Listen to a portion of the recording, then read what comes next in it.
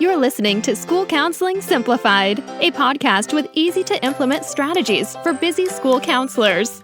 Here's your host, Rachel Davis from Bright Futures Counseling. Our Summer Summit starts today. We've already had some amazing presenters and even more tomorrow. Don't worry, it's not too late to snag your seat, and the conference session videos will be available for replay. Go to stressfreeschoolcounseling.com/summit to get all of the details and sign up. Hey there, thanks for listening to another episode of School Counseling Simplified. So this month we've been focusing on mini PD, and we've had some great guest speakers. We've heard from Christina and Megan on how we can improve our classroom management strategies with the littles and improve our journal writing in our small groups and with our individual sessions.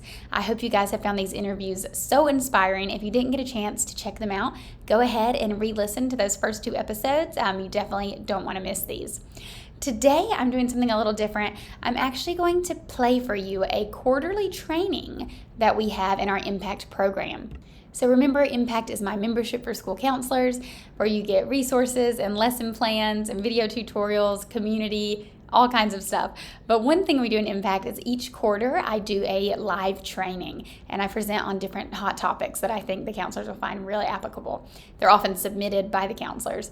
So this past week we just did one on how you can collect data throughout the school year. So you guys know I love talking about data collection, and oftentimes I talk about how to do these reports and things at the end of the year, and everyone's like, well, where am I supposed to be getting this data from? So I love to begin with the end in mind, and I like to help counselors figure out how they can start collecting data day one, so then it becomes less intimidating, and by the end of the year you have all this beautiful data to grab from.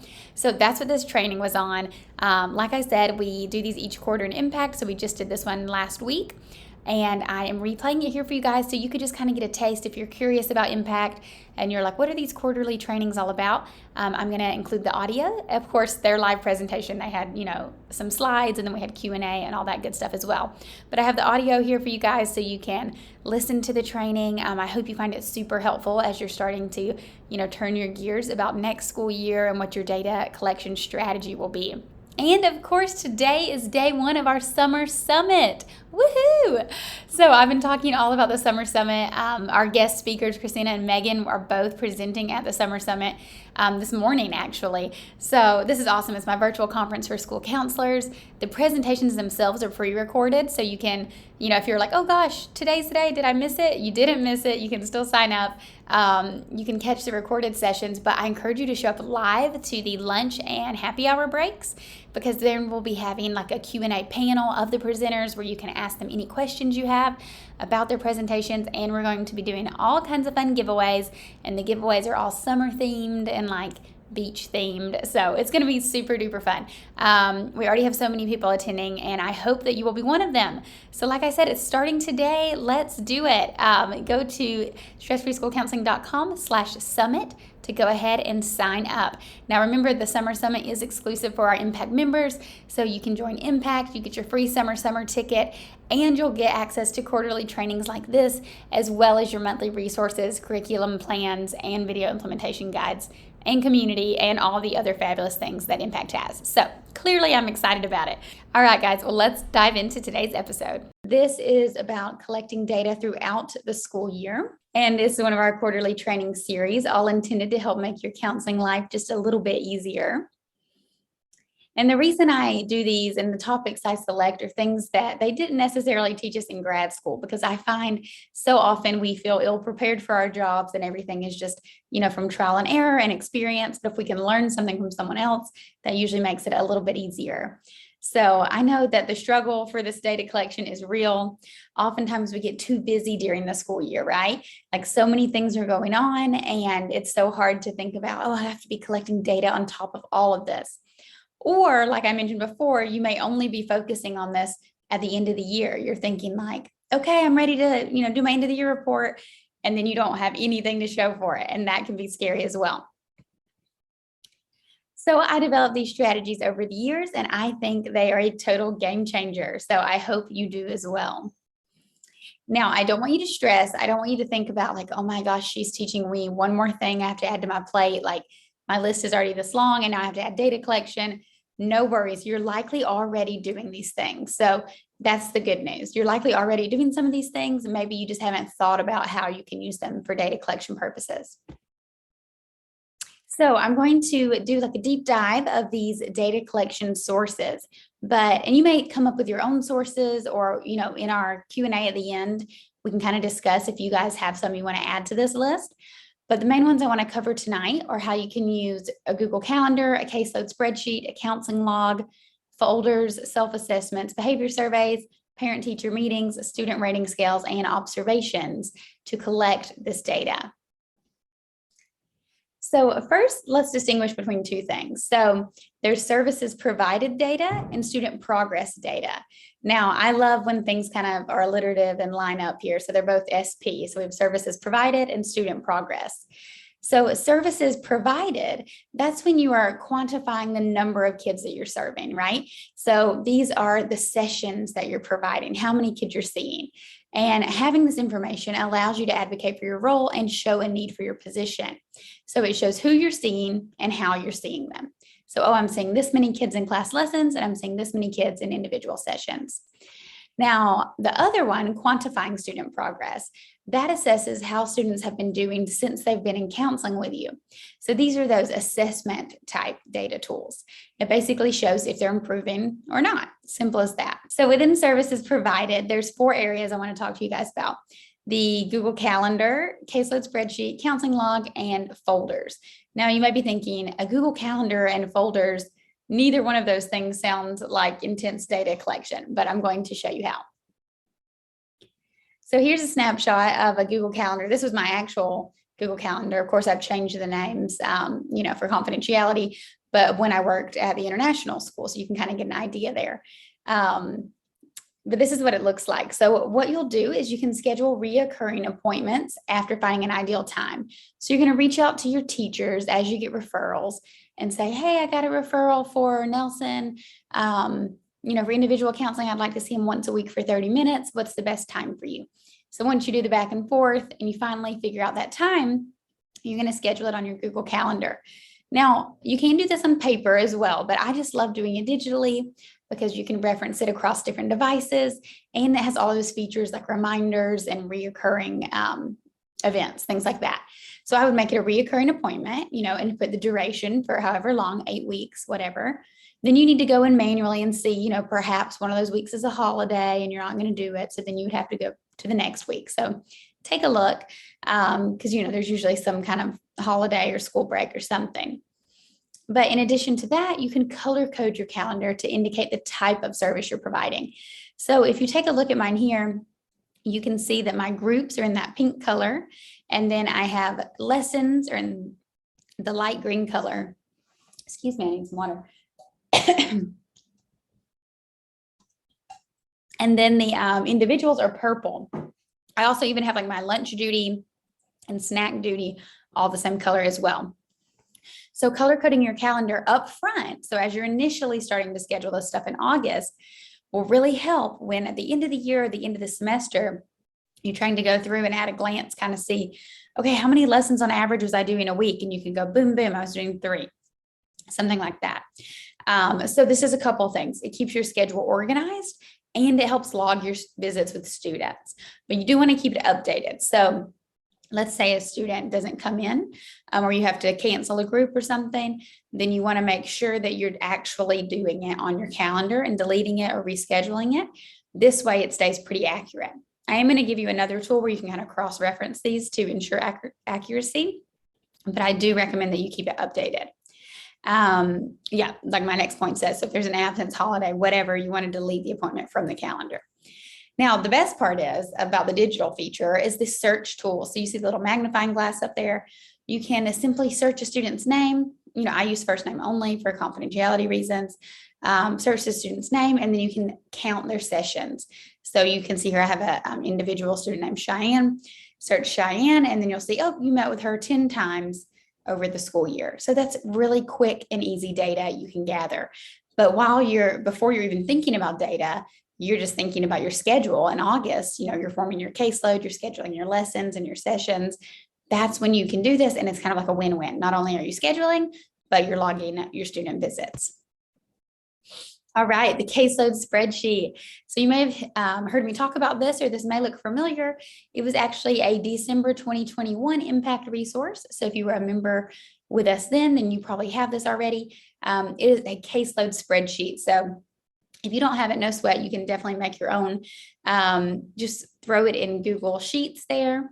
And basically, this is a way to make sure that no student slips through the cracks and you're keeping tabs on everyone, because someone, you're walking down the hall and someone may say, oh hey, I want to talk to you, I think so and so needs counseling, and you're like, okay, and you make a mental note, and then someone else is like, oh hey, here's that permission slip for this student, and you're like, okay. So this is a way to keep it all organized. So you're going to have some identifying factors like the student's name, teacher, grade, area of need, so that's the reason they're seeing you for counseling, the type of counseling, whether it be group or individual, and then who they were referred by. Now, then you're going to go into like checklist mode. So you can either write yes or no, or you can put the check boxes in, which I've now transitioned to do the check boxes. It's almost like a checklist. Okay, did I contact the parent? Did I send a permission slip? Did I receive a permission slip? Did I ask the teacher the ideal time for sessions? And did I finally schedule the sessions? This is kind of a nice way to have a status update on every student. So if your principal asks, hey, what's that one kiddo? What's the deal? Isn't he supposed to get counseling? And you can be like, oh, yeah, we've already talked to mom and sent home the permission slip. We're just waiting to get it back. Or, yep, we've already got the permission slip back. I'm waiting to hear back from his teacher to find the ideal time. Or you can say, yep, we've already scheduled sessions. We're starting next Tuesday. So it's just a really cool way to make sure that you are on top of it. And you can then count this for data. So again, this is services that you're providing. This isn't going to show you how often you're meeting with these students, but it will show you the number of students on your caseload. So the number of students that you're serving, how many of them you're seeing in groups, and how many of them you're seeing in individual. It'll also show you how many groups you're doing. As you can see, I like to color code mine by groups are the same color. So then you can see, okay, that I have 2 different small groups going on. And overall, I'm seeing 7 students in small groups. Now at the bottom there, you'll see one student's name is twice. It's because I'm seeing that student in a group and individually. So I indicate that with an asterisk just to make sure I don't double count them. Now, the counseling log is kind of like the beautiful, companion to the counseling caseload. So where the caseload shows you who you're seeing, who's on your caseload, the log shows you when you're seeing them, like the actual sessions you're documenting here. Now, again, this was also a December 2021 resource. So I think these were in a combo in the counseling hub. So you may have these if you're an impact member then. But if not, you can definitely make your own. So what you'll do is, like I said, it's just a quick Google sheet here. I like to use these columns. You can always add or take away columns or really customize it to fit your needs. But I like to include the date that I saw the student, their name, area of need, the type of counseling, how long I saw them for. Now, this is important because let's say, this is where I was mentioning cross-referencing the two. Let's say on your calendar, you block off 30 minutes to see a kid. You're like, okay, I'm going to see Rachel 30 minutes once a week for individual counseling. Great. Well, let's say in reality, one session's only 20 minutes long because of travel time. Or one session's only 15 minutes long because Rachel was late. Or one session's 35 minutes long because you were in some deep work and you kept her a little longer to finish your conversation. So that's where I like to write down the actual duration. And this is where your log can prove to be a little more accurate than your calendar. Your calendar is better just for those at a glance, like, how many kids did I see this week, or how many individual sessions did I see this day, where the duration in your counseling log will get down to the exact minute, will be very accurate. I like to put a strategies used column. So this is where I'll do a note of what we worked on. Now, I do like to keep this pretty vague for confidentiality reasons, for in case you're getting subpoenaed reasons, but also it's just like a memory cue for me, because a lot of times I don't remember what we did because I have so many kids. So I could say, okay, this group, we did friendship pizza. We built a friendship pizza in the friendship group. And then maybe the next, and I might even put a note on there like didn't finish. And then the next week I'll say, oh, look, we did friendship pizza last week. We're going to finish it this week. So this way you can remember, what you did. And then notes, I do have a notes section, but again, use this with caution. Don't be too detailed. You could say something, about their affect, or they were, really upset. Or you could say fun stuff like, oh, cousin's in town. And then next time you see them, you could say like, hey, how was your visit with your cousin? Because you want to create those personal relationships with everyone. But in reality, it's difficult because you likely have a large caseload. And then parent communication. So this is where I will write if I talk to their parent at all that week. So as you can see, I have the pink lines there, and the pink lines are separating it by week. But if you look at the example there, the student Blake, I saw him on June 2nd, but I talked to the parent on June 3rd, but I still put it on that day because it was during that week, if that makes sense. So any conversations with mom or dad or guardian that happened during that week, then I would put right there. So, but if it were, to happen the following week, I would put it below the next pink line. That's how I organize mine. Like I said, you may have a better way that makes more sense to you. But this is a great way to see how many, minutes you're spending with the students and how many sessions you're providing each week. As you can see there, for individual like Blake, he gets the entire line or entire row, but then Grant, Rachel, and Marcelo are all in a small group. They each get their own. So it's counting because you don't just want to put small group, because what if some students were there, but some students were not there, right? So it's a good way to count them as individuals. Now, this also goes hand in hand with folders. So I mentioned how I like to have notes of what we worked on so I don't forget.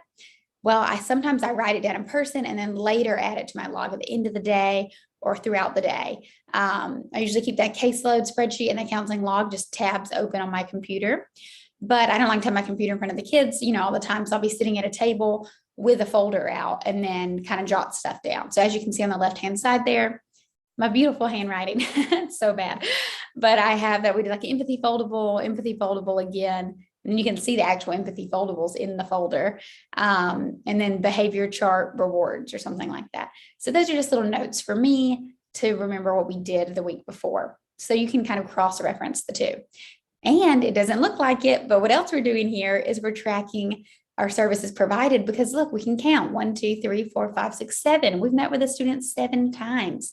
So there you go. That's a quick and easy way to count how many times that you've seen this student. Now, I like to do a folder for each student so they can keep activities that they're working on or any papers. Even a group, I'll have individual folders, and then we'll have a group folder with group materials. Like I said, I like to put the dates that we met and a brief note on what we worked on. And the folder offers that convenience factor while the digital log has more of the details. So they work really well together. I use all of these tools together. And like the Google Calendar, you can use the digital and the folder log to add up how often you meet with the student. So like I said, you could just quickly count and then, confirm it with your other one. And this is getting you a really big picture of how often you're meeting with kids. But why I want to share this with you is because this is how you collect the data throughout the school year. So it's not like you're sitting down in August and you're like, oh gosh, I have to implement all these data collection strategies. No, this is something you're probably doing already, right? Like you have to have the materials somewhere and you're probably jotting down notes of what you did with them.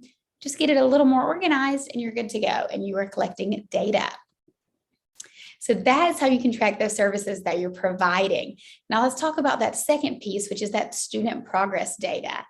Now there's 2 types of student progress data that I love to focus on, and that is self-assessments and behavior surveys.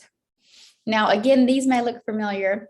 Self-assessments, it looks like I've included them twice in Impact. We had like 2 different sets. October 2021 and February 2022, these were resources. So if you've been Impact member since then, you have access to these as well. If not, you can totally make your own print or Google form. I like to use Google Forms.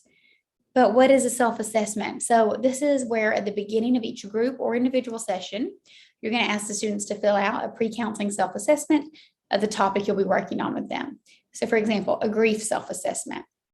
And then you want to base these statements around objectives. Something like, I know what grief means. I know who I can talk to when I'm feeling sad. I know what coping strategies I can use if I'm feeling sad. Then, you want to make sure you want them to be successful on their self-assessment. So you're building it around the objectives, right? So first make your objectives. First decide, what am I going to work on with the student? Okay, well, I want them to know what grief means. We want to talk about the definition of grief in the first session. Then in the second session, I want to talk about their support system, who they can talk to. And in the third session, I want to talk about their coping strategies. What can they do when they feel sad? So once you have your plan of what you're going to do, you may not know the exact activities yet, but you can have a rough outline of what you're going to do with the kiddo. Then it's really easy to make your self-assessment because you're going to base it on each of those points. And through that objective, through that session, they're going to learn the objective and then hopefully, do better on the self-assessment in the post-survey. And during the last session, you'll have them complete the exact same one. So be sure to gather their name and date so you can, check out the timestamps and see how they've improved. And you can compare the results to see where progress has been made. Now, that's why I love using Google, because it does a auto timestamp for you, so you can see the date when they responded. It will also fill out like pie charts and things so you can see, which questions they answered yes to last time, no to this time, and so on. And then behavior surveys. So I love these in digital form as well and print. This is a print version. You can see this was a November 2021 resource that you may have. But behavior surveys aren't for the student, they are for the parents and the teachers. So you're going to survey teachers and parents to see how effective your counseling services have been. So as you can see on the sheet there, they're going to write the student name, their name, and their relationship to the student, and then the date. And then this example doesn't have it, but they would circle if this was the before counseling phase 1 or after counseling phase 2. So if it's the pre or the post behavior survey. And then there's a few different items there that they're going to answer on that Likert scale of never to almost always. Now, the best results are yielded when you can do a pre and post, obviously, so you can see how students have changed. But if you start, we're talking about this in the summer, so you can probably do your pre because you're not in school yet. But if for some reason you forget to do the pre's and you get overwhelmed, no worries. I still think it's beneficial to have the post data.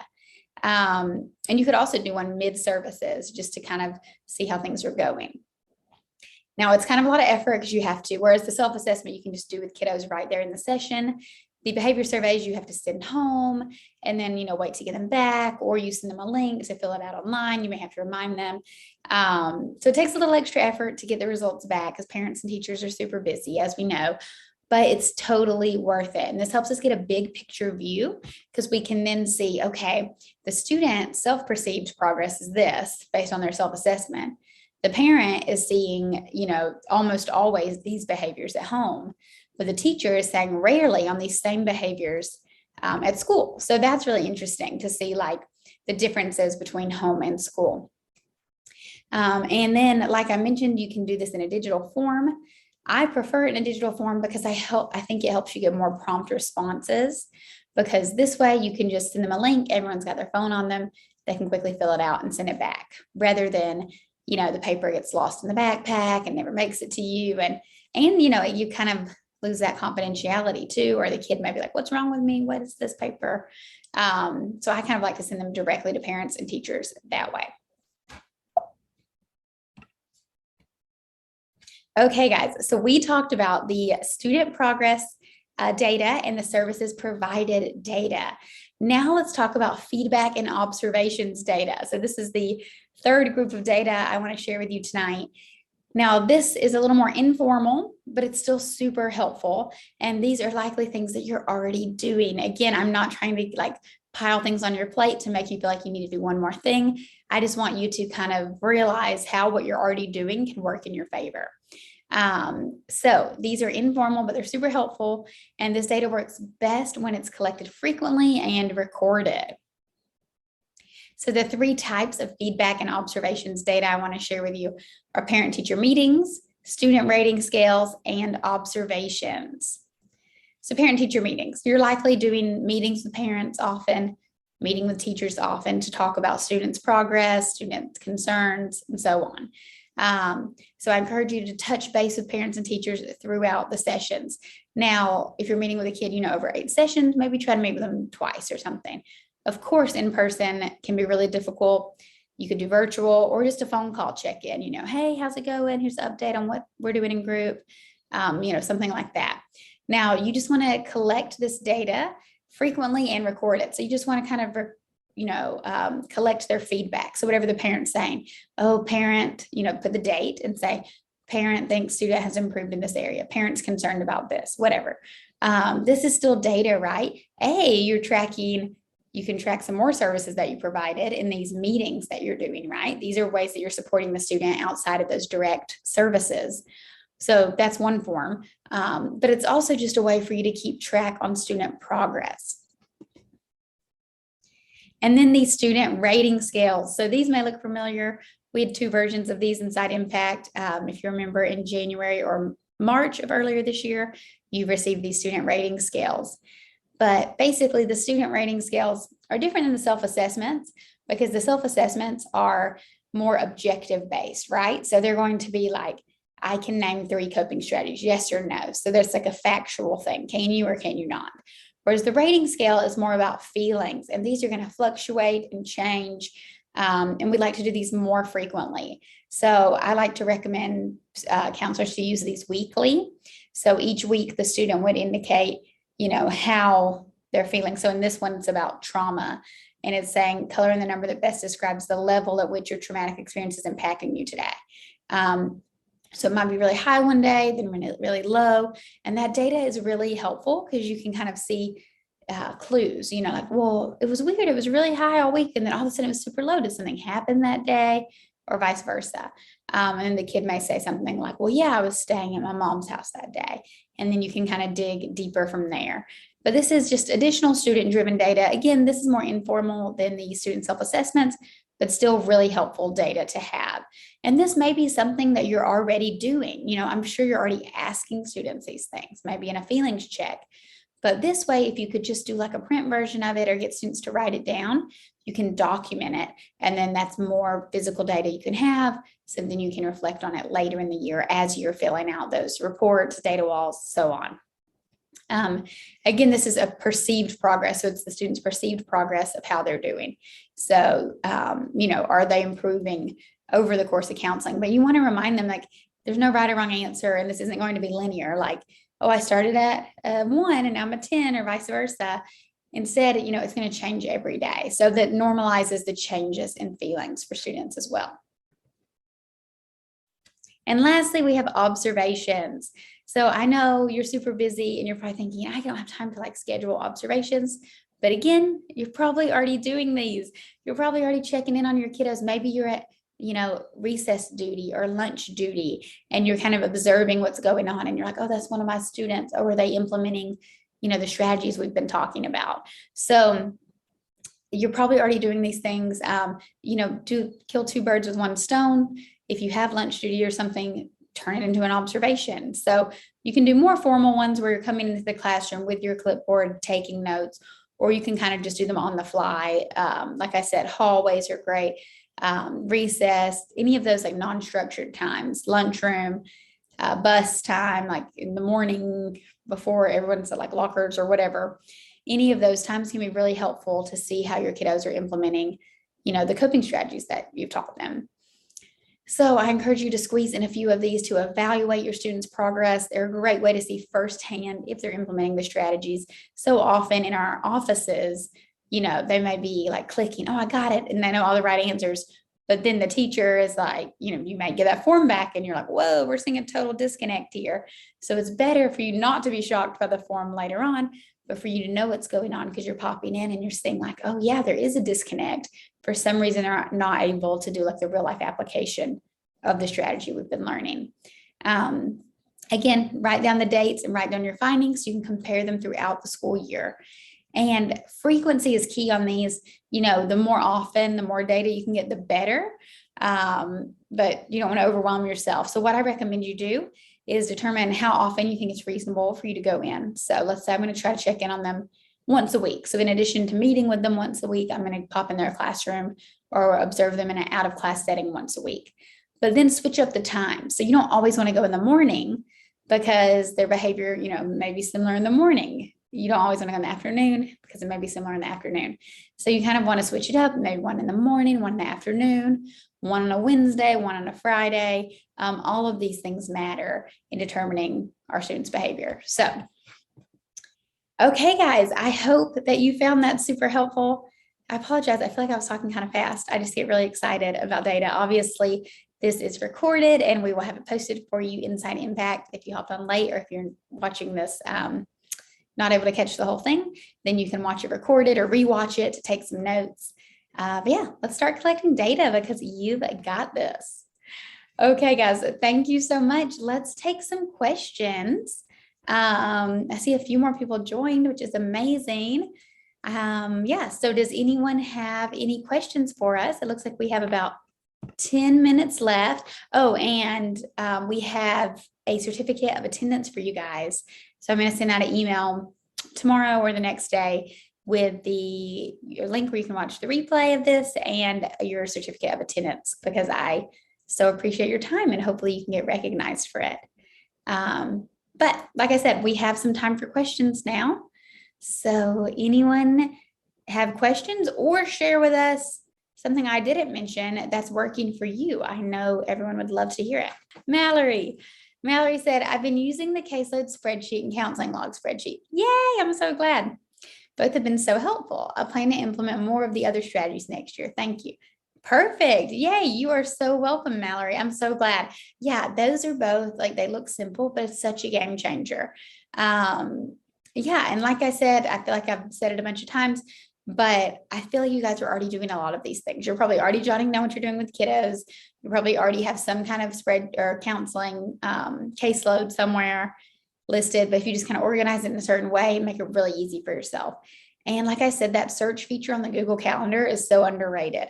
Like, search the student's name or search the word, class lesson, and you can see like how many class lessons you taught, like in an instant. It's awesome. Megan Dixon said, I used the counseling log spreadsheet this past year. Awesome. I'm going to add the times the students come in to see me so I can track if they're avoiding something like math. Ooh, that is genius.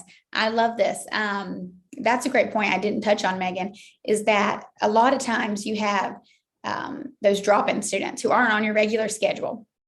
So on the counseling log, that's where the counseling log is, better than the calendar, because on the calendar you have your schedule. You're okay, I'm going to see these 5 kiddos today.